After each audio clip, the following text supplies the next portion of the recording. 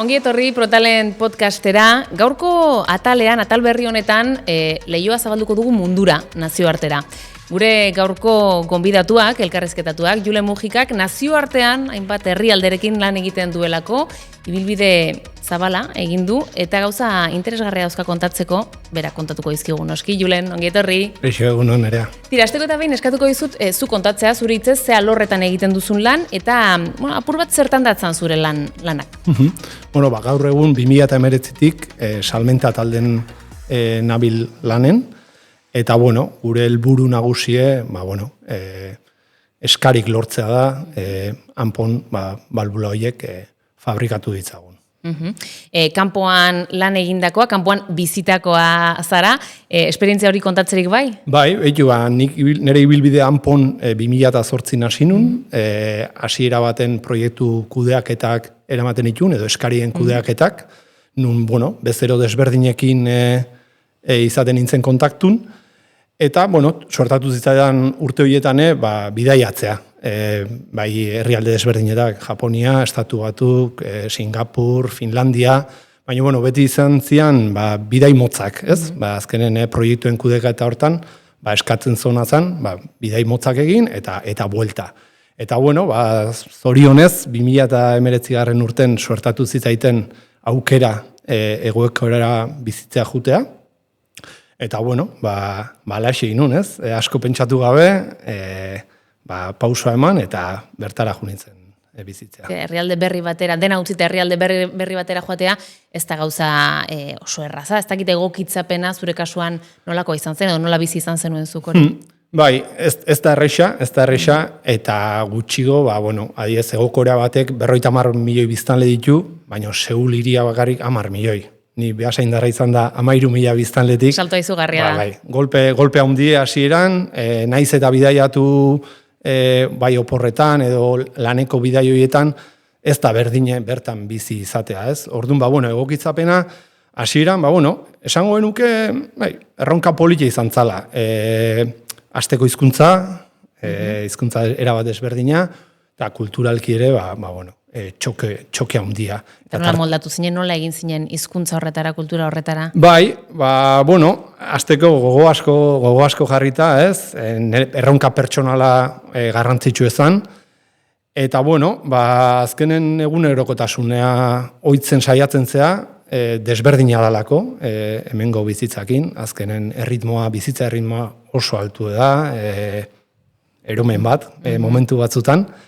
Eta dauket justu, pena puntu bat hizkuntzan gaiekin, ez? Egie da, korearrez hitz egiten dutela bertan, eta nik, tamalez, lanez gainezka, edo agora desberdinekatik, ez nun ikasi nahi izango nuke bezala. Eta pena puntu hori badet. Beste aldetik, bezerokin azkenen kontaktua beti ingelesez izatzen zen, eta izaten da. Orduan, horrek ere, ez zaitu horren beste behartzen hizkuntza hori ikastea. Baina, pena hori oindik hor dauket, eta, ez da behandu, baina... Ez da behandu beti dago denbora horretarako, ez da? Pixka bat aurreratu diguzu, baina nolako herrialdea da Egokorea? Oso interesgarrie.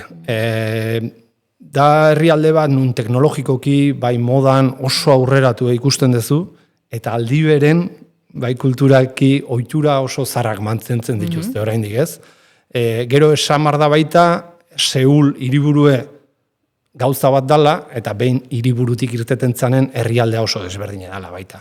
Historia asko dauke, azkenen dala urte asko, ez dala urte asko, arazo asko izan zituzten Japoniakin, eta gauza interesgarri daude ikusteko. Eta antzinela, zertan zetzan zure lanak zehazki? Azkenen salmenta talde neon da, gure helburue lehenengoa berta junda, zan sare komertzial bat sortzea, sare komertzial potente bat sortzea, eta horrek datza, bezeroak bisitatu, eta batipat laburpena da, ia egunero bezero desberdinak bisitatu, bai eskuarten genitun eskariei jarraipena egiteko, edo beraiek lanean zebiltzen proiektuetan jarraipena egin, eta gure aportazioa emateko. Eta bezeroekin harremana nolakoa da? Harreman estu bat da? Bai. Korearrak batipat, harreman hori gustatzen zaie gertuko izatea, azkenean bai distantzia, bai ordu diferentzia, bi herrialden artekoa oso handia da. Orduan bertan egote hori beraiek asko eskertzen dute, eta hori esaten ditutenagatik oso gertu gustatzen zaie egotea, eta karo, ni bertan egon da, azkenen beraiek ere askoz komodo sentitzen dira horrekin. Eta beraiek hanpo nola ikusten dute? Esango dugu podcast hau prestatzen ari ginela, 2 bezero jaso dituzula, ikusi ditugulako harreran, tira hona etortzen dira beraiek ere, nola da beraientzat gure herrialdera etortzera?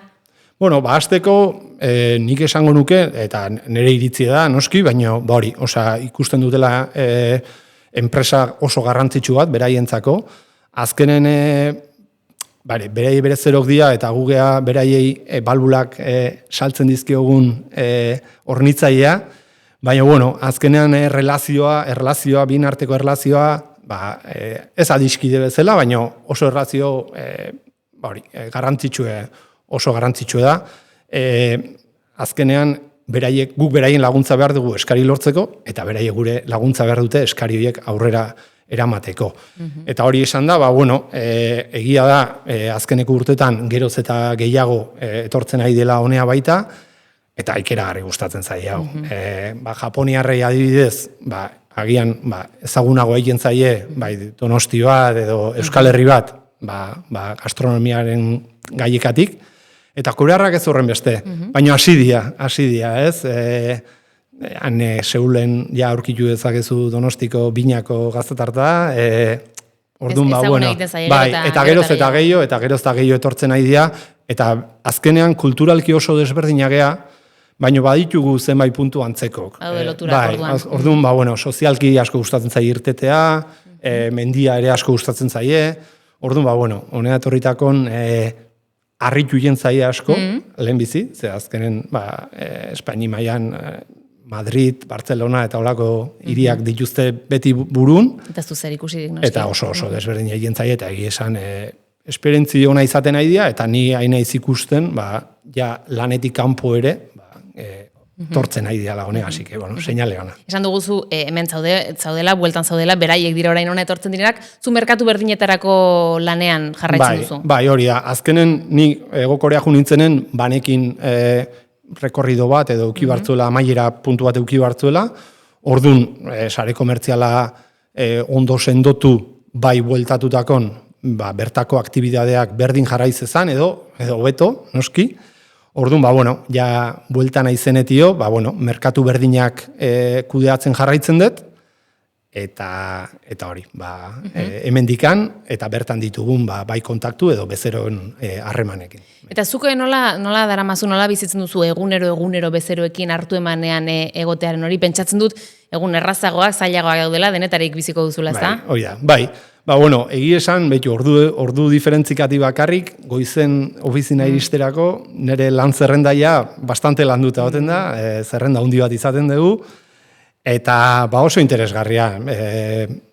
Egi esan aspertzeko ia denborari gabe, gauza desberdin asko eginez, azkenean balbulan merkatue ez da erresa, noski esaten dezun bezala ez, egun onak eta txarrak izaten ditugu, baina oso dinamikoa izan hori da. Eta gure etxen esaten den bezala, solomilloa ezin da egunero jan, eta ez da, gustora. Gainera, Julen, jarraitzen duzu bidaiatzen, ez da, kanpora joaten? Hori da, saiatzen geha, azkenen harreman hori kontatu dizuten aleno, beraiek asko eskertzen dutena, jungabe honezkeo, naiz eta bertan euki, zure taldea osatuta bertakokin, faltan botatze dute, orduan, saiatzen geha 2-3 hilabetero bertara jun, bai Hego Korea edo Japonea, 10 bat egun edo bertan pasa, berdina, ez, eskarien jarraipena eginez, edo proiektuen jarraipena eginez, eta, beraien gandik gertu sentituz. Eta askotan baita izaten da, beraien beharran arabera, ikusten dezunen komeni dala jutea, arrazoi bategatik edo bestegatik, bidaiatzen dugu, bai. Ez da bidai luzea izan. Eta barrura begiratuta, hanpora begiratuta, SS taldeko, Salmenten taldeko kide zarazu, ze giro arnasten da, talde giro arnasten da zuen artean? Oso ona, ez? Azkenen talde handi bagea, talde handi bagea, azkenen gure taldekidek, bai zonaka edo herrialdeka gaude banatuta esan dezagun, eta bueno, beti elkar laguntzen, gomendiok ematen, geroz eta gehiago baita naiz eta herrialde desberdinetan egun, proiektu berdinean egon gitezke lanean, orduan, oso giro ona, esango nuke, eta egia da, gaur egungo merkatuak ere, asko laguntzen dola, giro hau hola jarraitzen. Zure ustez, zerk egiten du berezi Anpo? Adibidez, salmentei buruz hitz egiten badeu, dauken produktu eta zerbitzua oso berezia gure bezerontzako, ez? Bakarrik, produktu hori bezeroa iristeko, atzetik lana handi dago, ez? Azkenen katea handi badago Anpon, ingenieritza, produkzioa, edota bidalketa eta dokumentazio talden, orduan, talde horiek hartu eman berezi daukete, produktu hori nivel horta iristeko bezeroaren gana, ez? Eta azkenen, pertsonak daude tartean, eta nire ustez, kooperatiba izatek asko baldintzatzen da hori. Hori galdetu behar nizun, kooperatiba izaeraren inguruan zer esango zenuke, bere izgarri bat da? Nire ustez bai, ez? Dela 17 urte Anpon hasi nintzanen, gutxinekin kooperatibai buruz, edo ez, hobeto esan da.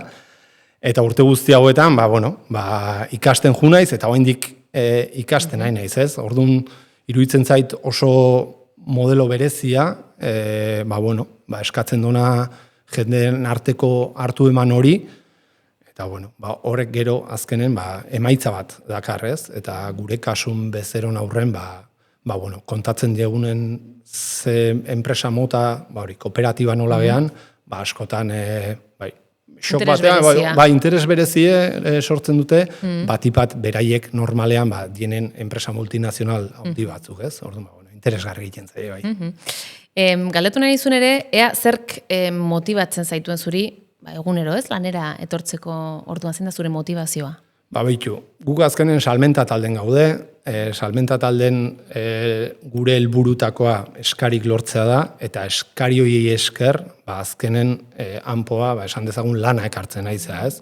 Orduan, lan horrek talde desberdinei eragingo die martxan jartzea eta produkzio hori aurrera irtetea. Orduan, nahi edo ez, azkenen kooperatiba izan da, danok talde bat izan da, nei pertsonalki asko motibatzen hau, eskari bakoitza lortzen duenen, pentsatzea horrek zer egin dauken enpresan hori alde batetik. Eta gero bestetik, azkenen bezeroi begira lanen nola ibiltzen gehan, bezero bati, izan dezaken arazo bati erantzuna edo soluzioa bilatzen saiatze horreke, egunero, arazo asko izaten dira merkatu hontan,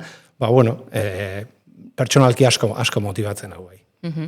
Ulertu dugu ez da azkenean zure helburua edo helburu nagusia dela eskari horiek lortzea, baina erronka, zein da zuk eskuartean daukazun erronka nagusia?